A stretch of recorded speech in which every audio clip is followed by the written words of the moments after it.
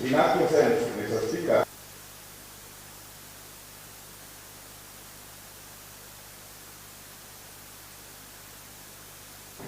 we've been empowered as women, and we are grateful to.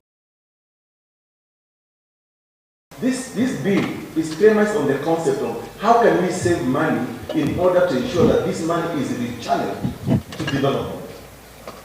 That's the whole bottom line. We have to save money from all costs because we are a poor developing country. We are still struggling with the national debt, which is right now at about 6 trillion Kenya shillings. In this country, hata mtoto wako, hata mimba inadaiwa, at least at an average of about 120,000. But it's now going up.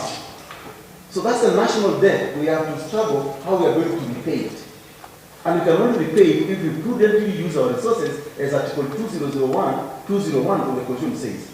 you have suggested that the constituency now will be the counties. And you have suggested that we have 2 members, 1 man, 1 woman.